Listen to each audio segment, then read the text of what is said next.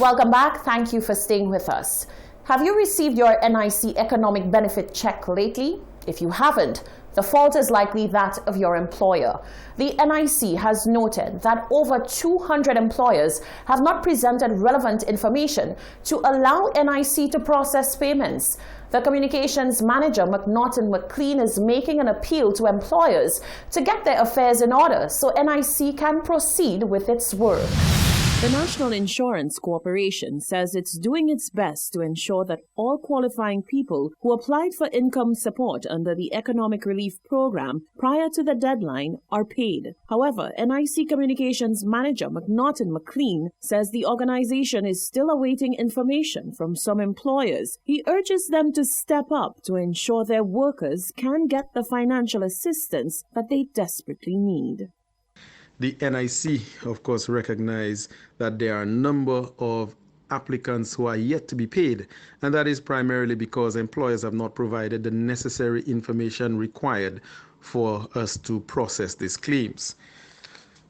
To date, we have 1,495 employers registered on the portal, of which 256 are yet to provide the relevant information the NIC needs to process the payments to the claimants.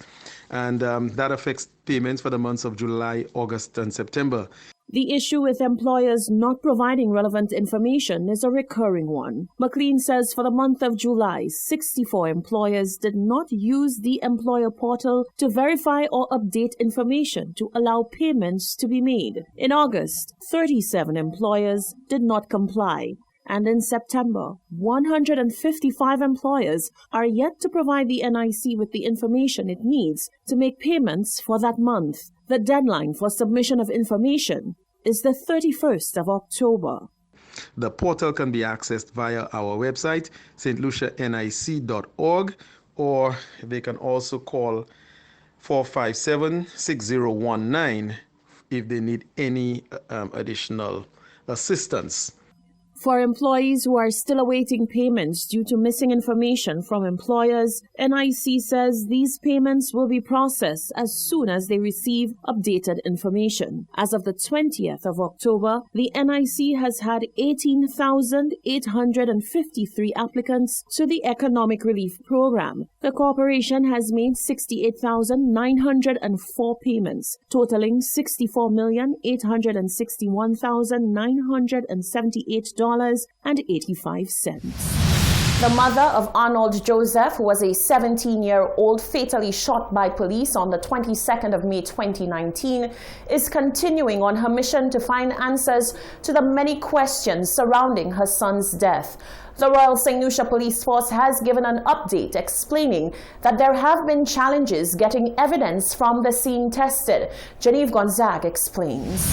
It has been over a year, and the family of Arnold Joseph continue to clamor for answers to their various questions from the Royal St. Lucia Police Force. On May 22, 2019, 17-year-old Arnold Joseph was fatally shot by St. Lucian police at the intersection of La Pansi and Chaussee Road. In a previous interview, mother of the deceased, Joanna Joseph, had specific questions that she wanted answered by the RSLPF and other law enforcement officials. If they say that investigation is taking place, there's other steps that we need to take. Who is going to be responsible for the fact that he was left there, bled to death, and had to choke on his blood for hours without getting any medical attention whatsoever? That's one of my main takes, and I need somebody, whoever that's in charge, if it's the commissioner, acting commissioner, whoever is in charge, you guys need to get to the bottom of it, because there's a lot to this. It's not just that a young man was shot in a vehicle and he died. No, there is more to it, and we need to get to the bottom of the story. It's not only the police, there's other people that is responsible. What about the medical people that came, the ambulance that came? Why did they leave him there? They left him there. For what reason? Nobody has no right to justify that. Initial reports indicated that a gun was retrieved by police, and it is suspected that it may have belonged to Arnold Joseph or one of the other individuals accompanying him the night he met his death. While Joseph's mother is searching for more than one answer, it may seem that many are still focused solely on pinpointing who the gun belonged to or which officer was responsible for firing the fatal shot. Deputy Police Commissioner Milton Daisy was asked to clarify which firearms were being tested in order for charges to be laid. All firearms. Okay, the firearms involved in that case. The firearm was said to have been retrieved someplace other than a scene, the immediate scene. Then we had officers carrying firearms, so all firearms has to be tested to arrive at a definite conclusion. So this is what we may feel that it is taking time, but if we were to go ahead and then just charge any person, individual, sure, you might get persons being acquitted. So it is always wise for police to collect whatever evidence that is needed before you lay any charge. Daisy says the matter is actively being investigated and the force is liaising with other law enforcement bodies in order to bring the matter to rest. However, there are challenges in the matter. Investigators are liaising with the DPP's office for advice. And as it has been said before, there's certain evidence that is necessary that we are waiting for. Actually, we have exhibits to be tested. A sister island was identified to test those exhibits. However, there were technical difficulties along the way. So this island could not have performed the test. We have identified another island, and soon those preparations are being made for the exhibits and other exhibits in relation to firearms will be tested. So soon we will have a definite answer. The family of the late Arnold Joseph say while they are trying to be patient, they would like to receive answers and updates on the case. Reporting for Hot 7 News, I am Genevieve Gonzalez. During the COVID-19 contact tracing efforts initiated by the Ministry of Health, at least 2 people from Dennery have been confirmed positive for COVID-19. The parliamentary representative for Dennery North, Sean Edward, informed Hot 7 TV that a meeting was recently held with health officials and explained the outcome. He is making an appeal for individuals to stop the stigma surrounding COVID-19. He says it has become a real problem in the community. The Ministry of Health has reported that at least 2 residents of Oleo have tested positive for COVID-19. One of the confirmed cases is a member of the Mabuya Valley senior male football team. As COVID-19 contact tracing efforts continue, health officials have intensified their surveillance program by establishing a testing facility in the heart of Dennery. Parliamentary representative for Dennery North and former Sports Minister Sean Edward told Hot 7 that a meeting was held with key stakeholders in the Ministry of Health and the Dennery constituency to discuss the COVID-19 response. I was very relieved when last night I was invited to a meeting along with the community stakeholders. And what the meeting really did was to provide an avenue through which the representatives of the community-based organizations were able to express whatever concerns they had about what had transpired prior to last night. And I think it was also an opportunity for them to have made suggestions in terms of how they believe the ministry and all the stakeholder partners could move forward in managing the situation that is at hand. In keeping with set protocol, the entire football team was tested on Monday, October 19th at the Grand Riviere Human Resource Center.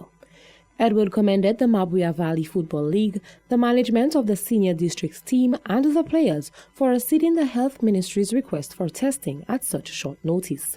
I visited the testing facility not just to lend continued support to the healthcare professionals who have been working very diligently in the community for the past week and a half, but I thought it was also very important to show solidarity with the players who represent our district in the national competition.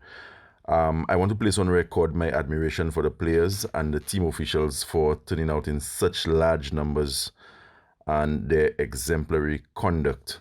Most of them arrived at the facility, that is the Grand Riviere Human Resource Center, before the stipulated testing time.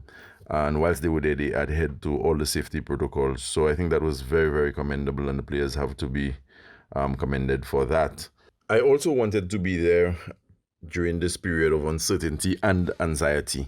Most of the players are concerned about their well-being and that of their families. Throughout the testing period, I was in contact with the Office of the Chief Medical Officer and the St. Lucia Football Association.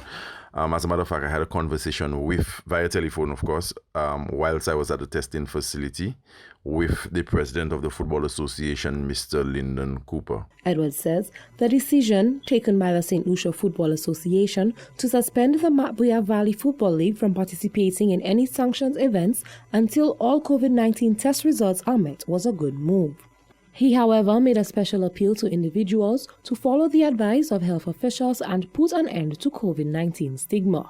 It is very unfortunate that a virus that did not originate in St. Lucia or Olio, that the people of Olio have to be abused psychologically for the presence of that virus.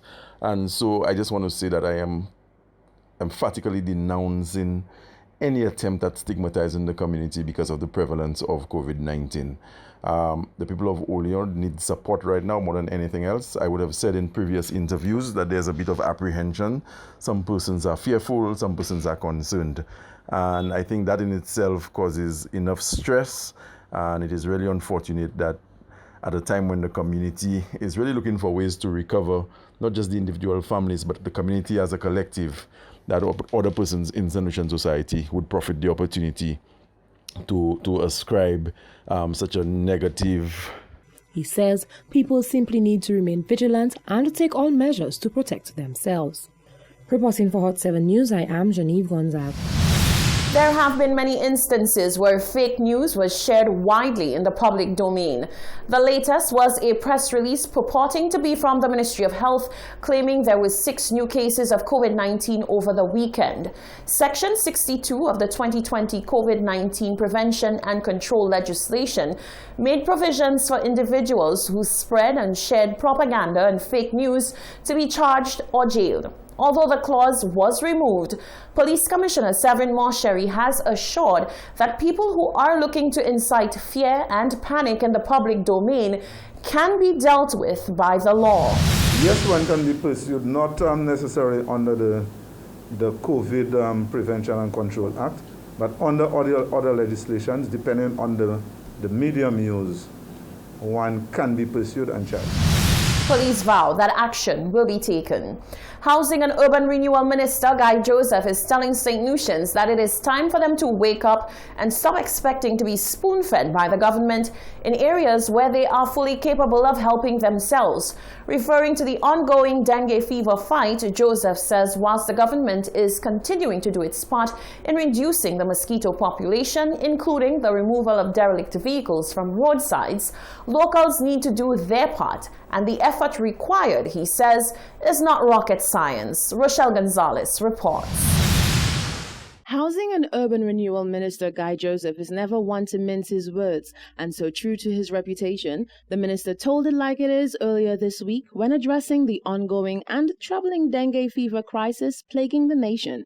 Joseph said whilst the government does have a responsibility to do all in its power to protect the citizenry from the illness that has to date claimed 3 lives and has infected over 700 people island-wide, St. Lucians can play a major role in the fight against the mosquito-borne virus. He said the answers are simple. There are lots of basic things that we can do as citizens that we are not doing.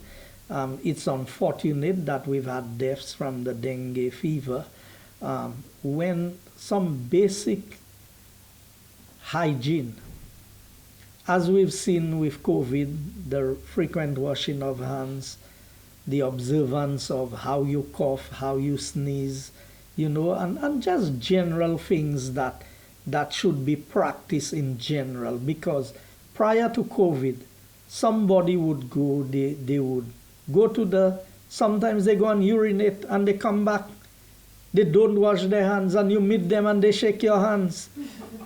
And sometimes you don't even wash your hands and you go and eat. I mean, that's the reality of the environment in which we are living. It is so, when you look at it, I mean, listening to it, that sounds, oh boy, how could that be? But that is everyday life. That is what we encounter. Joseph said whilst the government does have a part to play, locals go a few steps too far with the blame game, all whilst refusing to take even the most basic actions towards helping themselves. You take the derelict vehicles, you take the tins and the empty coconut shells and all of the things, all of the plastics that we throw all over the place becomes breeding ground for mosquitoes. And then all of a sudden, everybody believes that the government is supposed to solve all of the problems. I mean, people come to me and they tell me, well, there's a drain by my home that is clogged. I ask them, as the parliamentarian, so you expect the government to come and clean the drain around your house? Just now you'll tell the government to sweep your house. You know, we have to be fair. We have to be honest, and we have to be practical. There are things that the government must do, and there are things the government can do. At the same time, as citizens, we have a responsibility to protect ourselves. And how can it be the people from environmental health to come and inspect around a house to see if there are any containers that are holding water that becomes a breeding ground for mosquitoes? I mean, if you have a drum that you collect in water, to just put a piece of cloth over it as a covering, somebody from the Ministry of Health must come in to do this. Among piles of garbage and small masses of stagnant water, derelict vehicles have proven to be one of the contributors towards attracting vector.